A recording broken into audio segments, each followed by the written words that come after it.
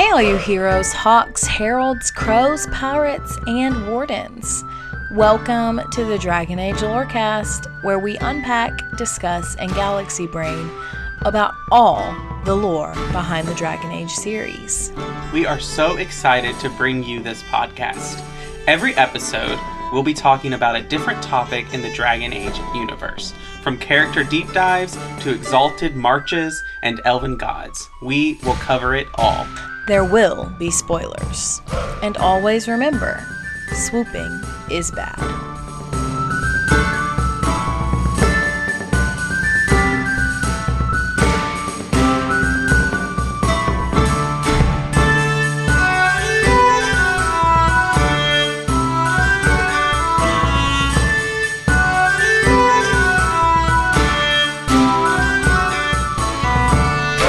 Hello and welcome to the Dragon Age Lorecast, where we talk about Dragon Age and its lore. I am here. I am one of your hosts, Austin, also known as Teacup, and I am here with my other host.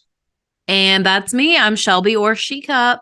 Yeah, and so we're still on our Creatures of Thedas series, getting back into that. We've had some character deep dives and a patron chat, and we're back with some creatures. We're almost done with this season, actually. We only have a handful more episodes. So just know that a new season is coming upon us very soon. But first, we're going to continue with our creatures, the few we have left. And it's been a while since we've just devoted one episode to one creature. We've been doing multiples the past several weeks, months even. But today, that pattern comes to an end because we are just talking about wyverns today. More dragonkin, I would assume. Yes, yeah. I almost, when we first did this season in season 4, I had originally thought to put wyverns in our dragon episode, but A, our dragon episode was just getting extremely long, and B, there is so much about wyverns in Dragon Age that I was like, these really deserve their own episode. So here we are. All right. Well, I'm ready for some information. Well, are you ready to go to the fun facts first? Always. Okay. So, you may know this, you may not know this, but the wyvern is actually very important to Orlesians and in Orlesian pop culture. There are a lot of cultural things with the wyvern that we'll get into a little bit later. In addition to the Orlesians, the ancient Avar also have a thing with wyverns. They once had a settlement, the ancient Avar at least, had a settlement named Wyvern Hold in the Vimark Mountains. And this hold was actually named after a dream that their leader had had about their clan members who all basically turned into serpents or wyverns. And so that became the name of their keep. And then my last fun fact is that according to the World of Thedas Encyclopedia Volume 2, there's a textbook titled Grim Anatomy, written by an author in a mysterious, invented, unknown language. And this book discusses the anatomy of various animals in relation to demonic possession. There is a long section of the manuscript devoted solely to a possessed wyvern. Interesting. Now, I don't know about you, but a possessed wyvern sounds pretty frightening. Yeah, because they're not as big as dragons, obviously, but they're very agile. And instead of fire, they spit acid. And so, yeah, and we'll get into more of their features right now. Let's just dive right in. So, like you just mentioned, we've already compared them to dragons because they are similar. And they're similar because they are part of the dragon family. However, I think it's easy to get them confused. Like if you're just brand new to fantasy, I think it can be easy for people to get wyverns and drakes or dragonlings confused or think, oh, the wyvern is just the next step or whatever. But they're different. They are actually a lot more muscular. They are a lot more sturdy and stout than dragons would be. So they're usually thicker, more muscular, and they don't fly. We'll talk about their wings in a minute, but They are also like dragons. They tend to be very colorful in the Dragon Age universe. So that is one thing they do have in common. But unlike dragons and all of the dragonkin, they are solitary creatures, whereas dragons tend to have nests with lots of other dragonlings and drakes around. And I think actually Inquisition does this unjustly, I would say, because I think about the times we've seen dragons and we see wyverns in Inquisition. Well, we see wyverns in these nests, especially in Crestwood, and the Hissing Wastes, surrounded by all these other wyverns.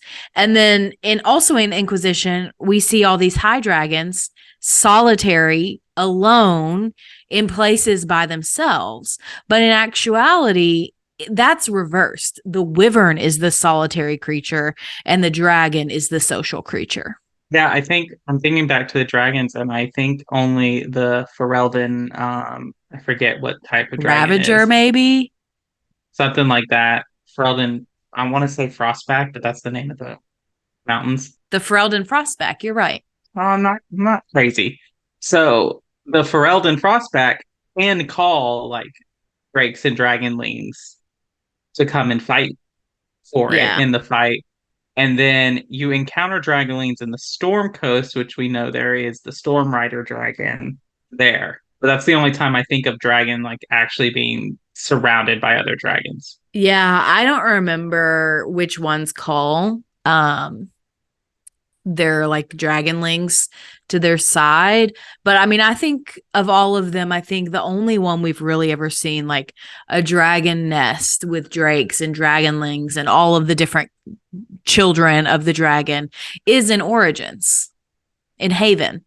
So I don't know. I find that a little bit interesting. Yeah. And like in DA2, we only really encounter dragons in one place, and that's in the mine. Yeah. So they're together there, I guess. Yeah, true. But anyway, let's get back to wyverns. So yeah, they're different from dragons. They are solitary, supposedly. I think that there is a Codex entry, or maybe it was the wiki page that talked about like, oh, well, we see them with other wyverns from time to time, but that doesn't last. And like eventually the males will like tear each other to pieces or assert dominance or whatever. And I'm like, okay, yeah, but that's just a way of like explaining away the developer, just not catching that. And it's fine. It's not a big deal, but so where do we find wyverns? Well, they are most numerous in Orlais, but we do see them in the Free Marches. We see them a little bit in Ferelden, in Crestwood. But that's about it. I think it's possible we eventually see them in other places. But they especially love rocky and barren land, which makes sense why we see them, especially in Western Orlais, like in the Hissing Wastes. But they also do enjoy a lush forest where they can be the apex predator. For example, in Mark of the Assassin DLC in Chateau Haine, that area, lush forest where they are basically the number one predator, and they're not challenged by anyone other than the random human or maybe elf traipsing through the forest. So they also do like the forest. And also, I said that they're the apex predator. That does include humans because they will eat humans. They will eat all, people, elves, dwarves, I'm sure a Cunari if they got their hands on one. But the size difference might present an issue there. But yeah, so they will eat humans, which you can get confirmation of if you do the Crestwood story in Inquisition. So I mentioned and teased the wing thing earlier. So wyverns do have wings, but they are very different from dragon wings. They're a lot smaller, and they don't actually use them to fly. They use them more to like glide around. I think of it more as like a flying squirrel rather than a bird. And they are not airborne creatures, really and truthfully. They are very, very good at climbing and leaping. And so then they would use their wings to kind of like guide their leap, but they're not like a bird who would travel, hundreds of miles south for the winter, and fly the whole way. Like a wyvern is never going to do that. So they're more aesthetic. Yeah, for sure. So the last kind of basic thing that I want to talk about with the wyvern before we get into their cultural meaning is the most dangerous part of them, which is their venom. And they do spit their poison, their venom, at their prey. And this is pretty much always fatal. So there's actually a lot of different uses for wyvern venom throughout Thedas. So I have a list of all the different kinds of things they make with this. So, of course, the first item on my list is a liquor. And so they use the venom to distill this liquor called Aquae Lucidius. I'm not sure if I pronounced that correctly, but we'll just go with it. And so basically the venom gives the liquor a hallucinatory effect. So it makes you hallucinate, which I feel like this is Thedosian absinthe. Yeah, I definitely can see that with that kind of like hallucination liquor. I've never had absinthe, so I can't speak to its effects.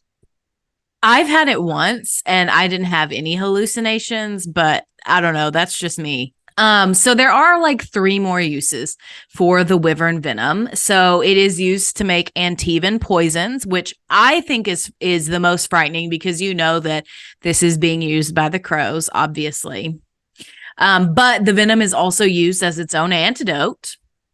And then lastly, it's used basically as like a rat poison to get rid of unwanted vermin. I assume there are people out there that use it as nug poison. I'm sorry. I know we love them, but they are seen as a vermin in Thedas. So I'm sure that that's used as well. So I see, Austin, you do have a book here. So I'm assuming you want to make some kind of other comparison with the wyvern. Yeah, I have with me the Monster Manual from D&D 5e. And so I just want to talk this because like the Wyvern is not new to fantasy world. They are very different in Dragon Age as opposed to the rest. So typically in fantasy, a Wyvern is a dragon that does not have 4 legs. So they're very similar. So like all of Game of Thrones dragons in other fantasy lore are technically wyverns. So that would mean most fantasy dragons are actually wyverns. Yes. In true fantasy, a dragon is a quadruped, I think is the actual term. And so, but the wyvern has like, so when you think about like the arm that extends with the wing, kind of like a bat, wyverns in tradition are more like bats versus a creature with 4 legs. But traditionally, dragons in fantasy lore have 4 legs with 2 wings. So, but this is interesting that it's saying. So in the Monster Manual, it says a wyvern has 2 scaly legs, leathery wings, and a sinew tail topped with its most potent weapon, poison stinger. The poison in a wyvern stinger can kill a creature in seconds. Extremely potent wyvern poison burns through its victim's bloodstream, disintegrating veins and arteries on its way to the heart. As deadly as wyverns can be, however, hunters and adventurers often track them to claim the venom, which is used in alchemy components and to coat weapons. So that's interesting. So basically what I'm hearing is wyverns in traditional fantasy settings. Wyverns have 2 legs and then 2 wing arms. Dragons have 4 legs and 2 wings. Drakes have 4 legs. That is also the same in Dragon Age. A worm has no legs, no wings. Correct. Okay. Well, it depends. if you're talking about worm, WORN, or worm, WYRN. I meant both. I don't know what So I thought worm, WYRM. I thought it didn't have wings or legs either. no, it's another name for a dragon. Yes. Okay. I may be getting my fantasy worlds confused because there is a series I read with worms, WYRM, and they don't have wings or legs. Are they like giant snakes? Kind of, yeah. So like baby dragons in D&D are called wormlings. Mm-hmm. And then the oldest dragons, you have ancient dragons, but in D&D lore, technically, you have another level above that called a great worm. Its odds are I'm kind of pulling these out, but it's really low odds that a dragon actually reaches great worm. Gotcha. Most of the time they're hunted and killed at the ancient status. That's sad. And so great worms are actually in some ways weaker than ancient dragons because they're starting to get to the end of their age. Mm-hmm. So I just thought that was interesting, the differences and Mm-hmm. the similarities that, wyverns in Dragon Age don't have a stinger, but they do spit poison. Mm-hmm. So I just found that interesting. Yeah, it is very interesting, and I do appreciate the D&D comparison for sure. But there is a lot of cultural significance to the Wyvern as well.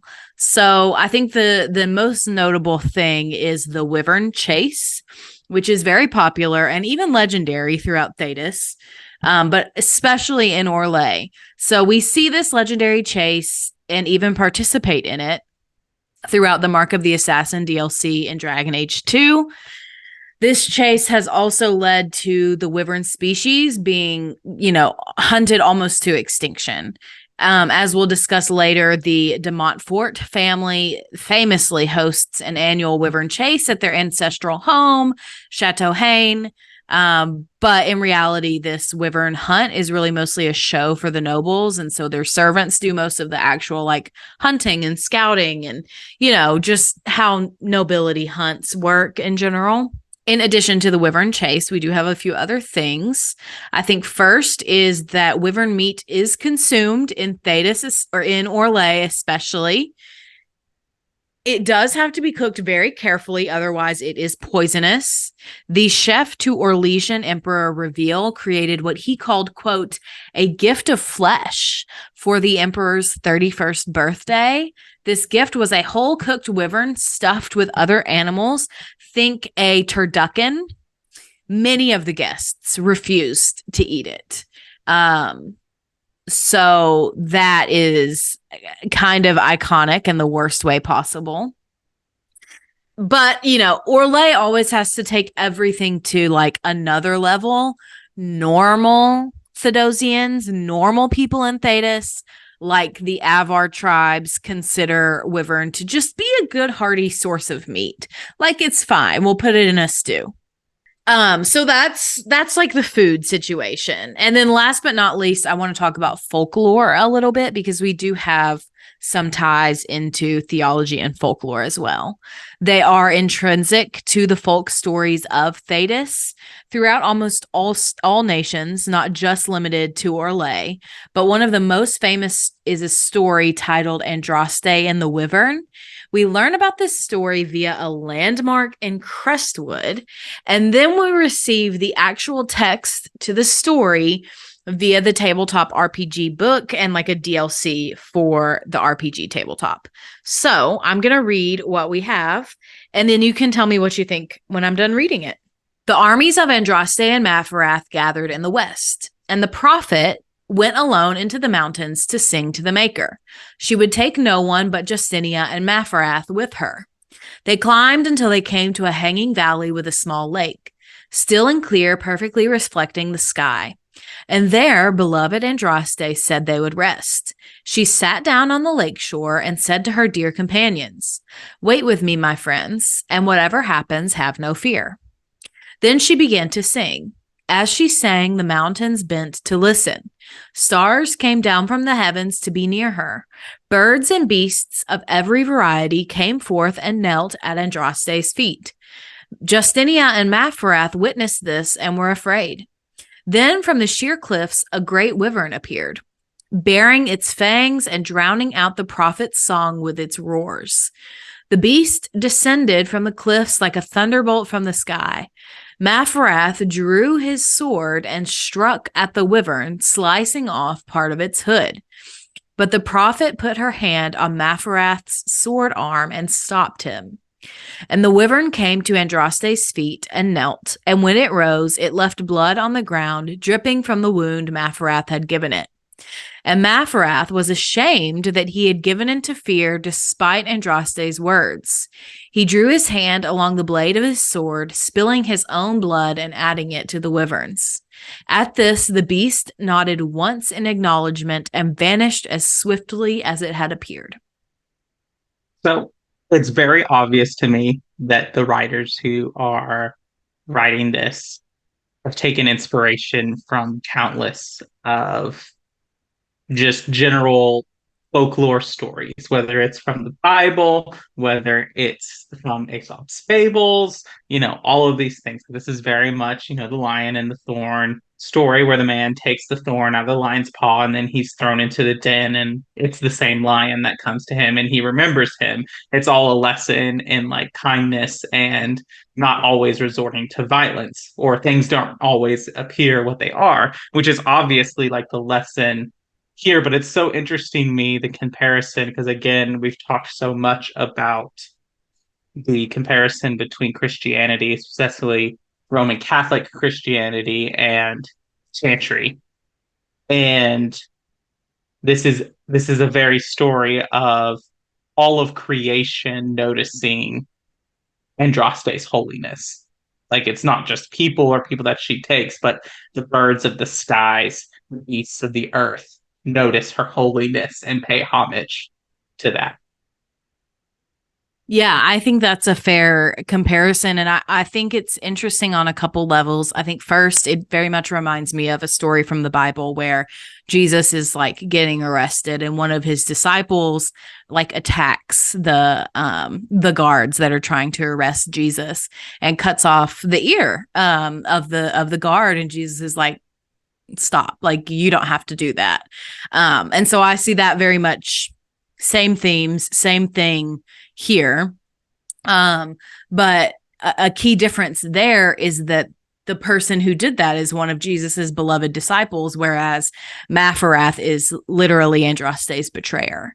Another thing I think is interesting is that we have confirmation in the lore that the Chantry disavows this story entirely. They say this didn't happen. They just made it up. It's folklore and nothing more. It has no truth to it whatsoever. Yeah, that is very interesting. To me, I think that kind of shows that the Chantry is threatened by Andraste allowing Maphrath to have any role, to have any kind of like, I don't want to say righteousness, but for Maphrath to ever do the right thing, the Chantry is very threatened by stories that depict Maphrath that's not in a just like wholly evil light.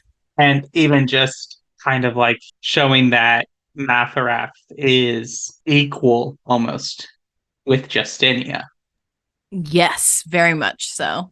I was just gonna say, like, he and her are the ones that come, and in the story, he is listed second, but he's listed as she took no one with her but these two. And like we compare to the Bible and the stories, often when we get that, it's like the people, either the writer of the gospel or some of Jesus, what Jesus considered his inner circle, went with him. Yeah, that's another comparison. But that's about all I have on Wyverns. So we can kind of hit our mid-break and then come back and do our side character that's a little bit more than just a side character. All right. What makes your ram so special? Well, he's always brought the family luck. and his advice helped us make our fortune. Your ram offered advice. How do you get your hair to do that, Dorian? With magic? With proper hygiene and grooming. Maybe all three of you should get acquainted. Kirkwall's not brown enough for me. But hey, no darkspawn. Ferelden wasn't that brown. The dirt and muck gave it character. Well, welcome to the middle of the show where we take a moment to thank our patrons. And so at first, I want to thank our first patrons, Lisa M. and Genesis. And then a special thank you to our Nug King patron, Lewis H. Also, thank you to all of our patrons who support us on the show. We greatly appreciate all your support. If you would like to support us on Patreon, you can go to patreon.com/DALorecast and support us at various tiers. If you sign up at our first Enchanter tier, you will be able to come with us on the show once a month to talk about whatever we vote on to talk about. All patrons get a vote in what our patron chat topic is. But if you want to come on and talk about it, we need you at the first Enchanter tier. And we greatly appreciate that. Other than that, you can leave us reviews on Spotify or on Apple. If you leave us 5 stars and some kind words on Apple, or 5 stars and a nice comment or question on Spotify, we will read it out on a future episode of the show. And so I have a Spotify comment to read today, and this comes from our Vartarol episode. And this comes from JP Beddington.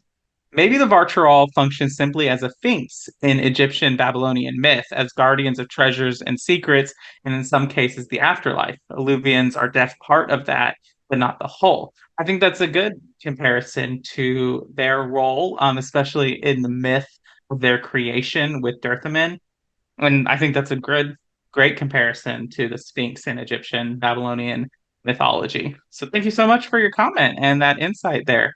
Otherwise, come join us on the Discord if you want to hang out with us and discuss more and share theories. You can find us on the Cups Podcasting and more Discord, and come and hang out with us and talk to us about Dragon Age, about our other shows, about various games, about food. We have a new food channel if you want to share things you cook and make. So other than that, I think Shelby has some Dragon Age content to talk about. It's not about DAD, but it is new Dragon Age content. Yeah, true. It's not that exciting. You made it sound way cooler than it actually is. But this week, BioWare did release a new cookbook for Dragon Age.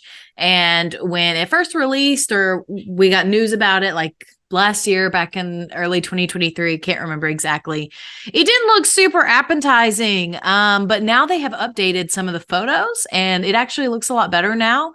Some of it's pretty basic. You may have seen some stuff going around on Twitter already, namely Varric's favorite cinnamon roll recipe, stuff like that. It's not anything revelatory. It's definitely not the new game, obviously, but we'll probably buy it. And if it has any interesting lore tidbits, we'll definitely share. Yeah, that sounds like a lot of fun. Other than that, I don't have anything else for the mid-break, so I think I'm done. All right, let's get back into it.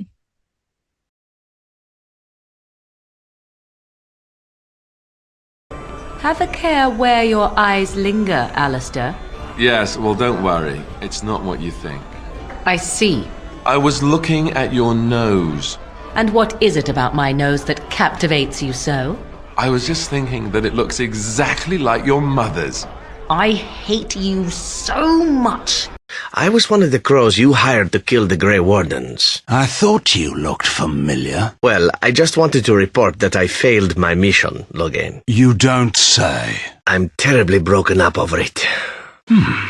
Well, thank you kindly for informing me. Oh, you fear barbarians will swoop down upon you. Yes, swooping is bad. Okay, so today, our side character today is a little bit more than a side character. It's almost a mini character deep dive. I don't know. We know a lot about this person. This is Duke Prosper de Montfort, who is one of the main characters in the Mark of the Assassin DLC. So we do meet him in Dragon Age 2. So let's just dive right in. Duke Prosper is an Orlesian nobleman who is obviously part of the de Montfort family and dynasty. His family is also very, very, very connected to the Valmont family, which is the royal family of Orlais.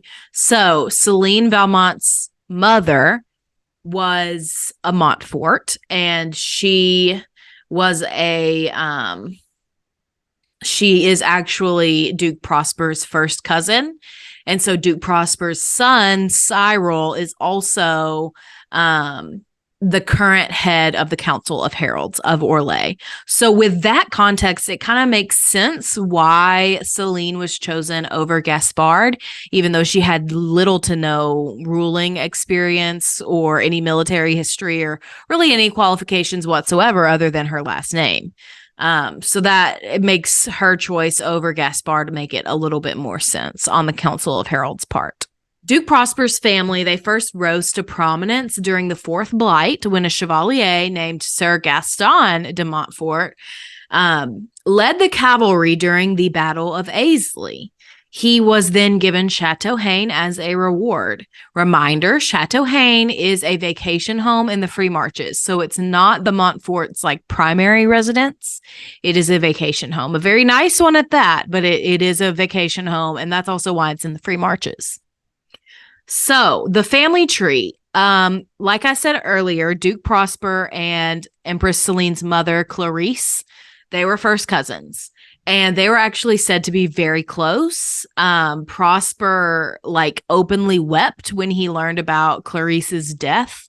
And he also led the charge to get revenge on the person that killed Celine's mother, which means, Prosper's son, Serault, also holds that grudge as well.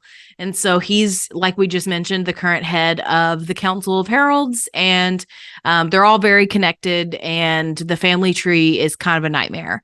So I kind of have this feeling that all of the noble families of Orlais are connected a little bit closer than they perhaps would want it to be. But yes, so he is related to the Empress. So let's get into it a little bit. What does he do on the daily basis? Well, we know that he spends most of his time traveling outside of Orlais. We don't really know what he does. We know that he is frequently found throwing very lavish and luxurious parties, and that he hosts the annual Wyvern hunt at Chateau Haine.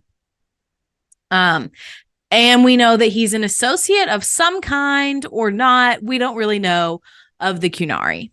So let's get into the Masked Empire a little bit because he appears in that. And then we'll talk about Dragon Age 2. So as they are cousins, Prosper helps Celine take the throne of Orlais. We see part of this in Masked Empire. Like I mentioned earlier, he was very moved by Celine's mother's death and promised Celine any support that he could offer. He also accompanied Grand Duke Renaud personally when he assassinated Lady Calienne, who is the one that was responsible for the murder of Celine's mother, Clarice.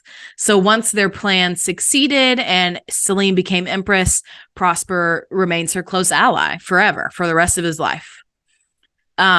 So that's what we know from Masked Empire. And then we'll get into DA2, which he appears in the Mark of the Assassin DLC, where Talus accompanies Hawk and Hawk's party to attend Prosper's annual Wyvern hunt. They are there undercover to steal an artifact from Prosper called the Heart of the Many. So you go through all this stuff. You have to hunt down a Wyvern. After Hawk kills the Wyvern, Prosper invites them into his home. And when Hawk and Talus basically get into his vault to steal the Heart of the Many, Prosper shows up and he's like, I knew who you were the whole time to Talus.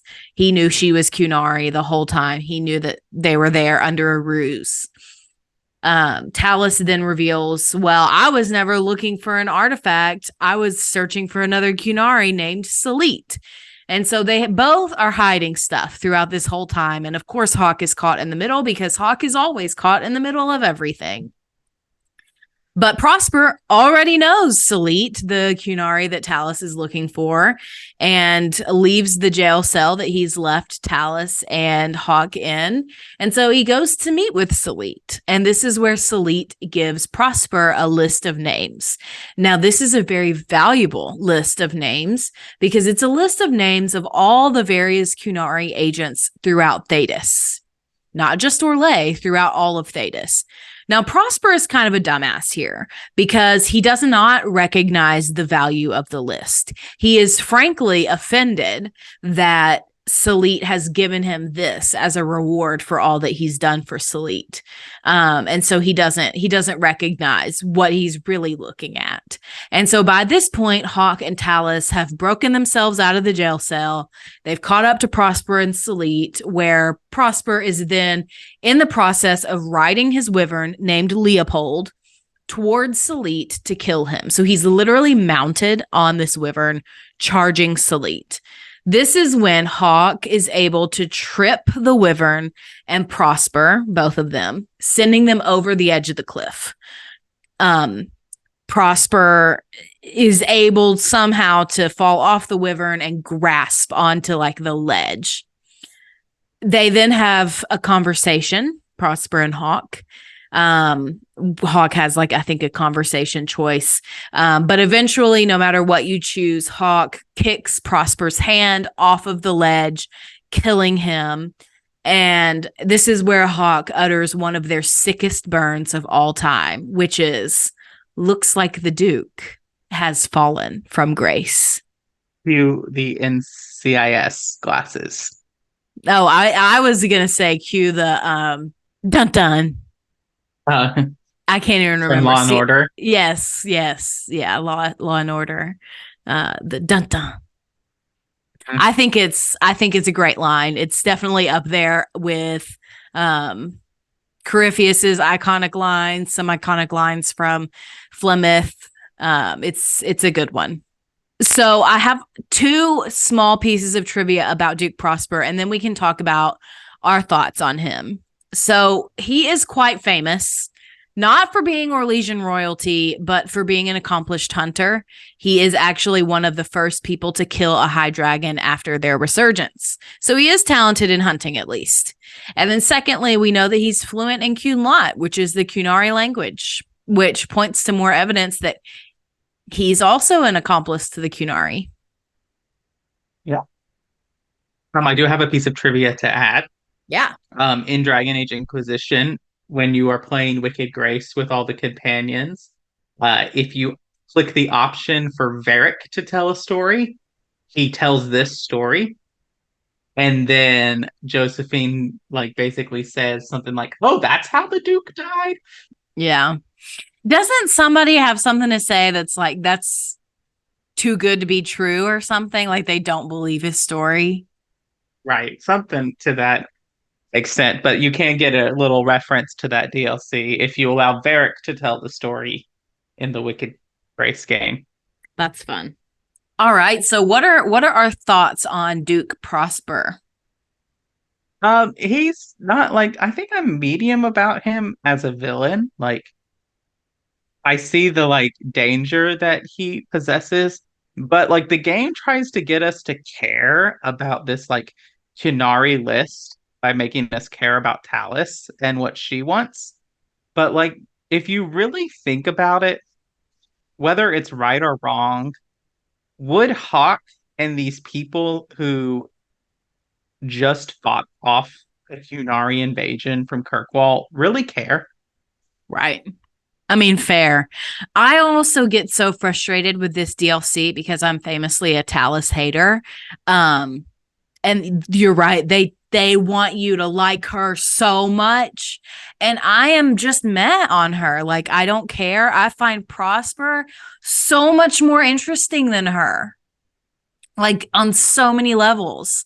Because he's not this stereotypical Orlesian who's so concerned with the masks and the fashion and the all of that kind of stuff. He's nah, I'm an outdoorsy guy. I like to hunt. things that you would consider traditionally Ferelden. And so I think he's kind of an anomaly in Orlesian society. And so that makes me like him.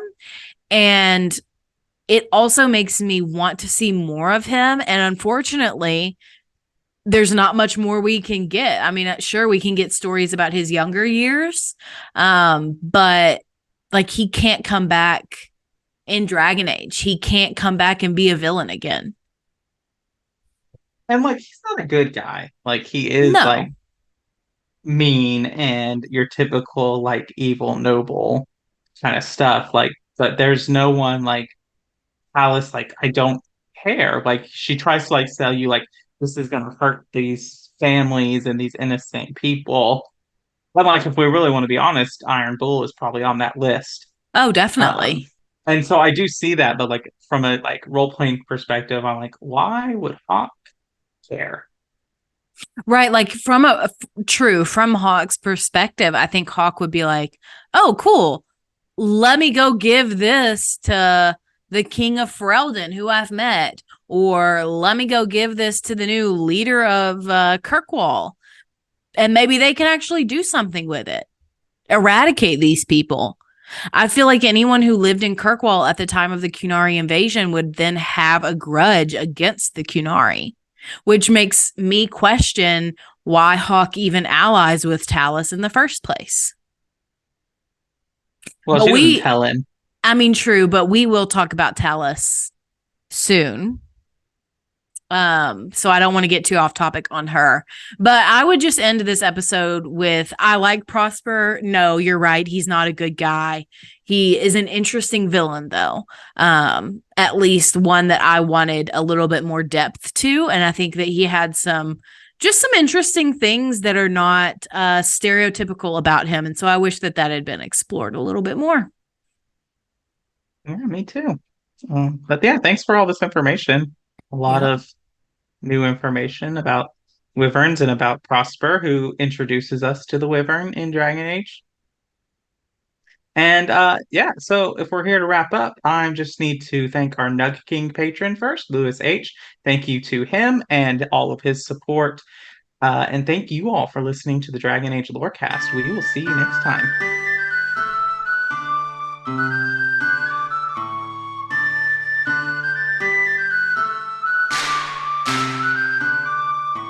Thanks for listening to the Dragon Age Lorecast. You can find us on Twitter at DALorecast. If you have any lore questions, topics to unpack, or side character suggestions, join our Cups Podcasting and More Discord server. It's easily the best place on the internet. You can also support us financially through our Patreon. You can find us there on patreon.com/DragonAgeLorecast. The Dragon Age Lorecast is part of the Robots Radio Network. For more information about the Robots Radio Network, join the Discord server via the link in our episode description. If you enjoyed the show or learned something new today, please subscribe, leave us a review, and join the Patreon. And if you enjoyed our intro and outro music, give a big thank you to Pipeman Studios. Thank you, Pipeman. Thanks again for listening to the Dragon Age Lorecast. We'll see you next time.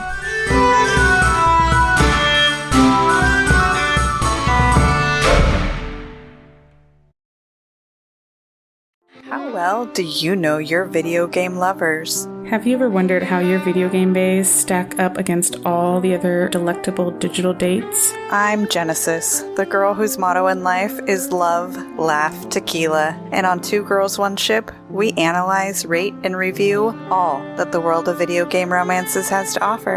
And I'm Vervada, the hopeless romantic cat lady and lifelong gamer. But you should know that our podcast centers on character and romance analysis and doesn't shy away from exploring the fun of physical connection. Or from the deep emotional connections built between two characters, using specific in-game dialogue and the overall narrative journey. So join the Two Girls, One Ship shipsters, and remember, beauty is in the eye of the controller.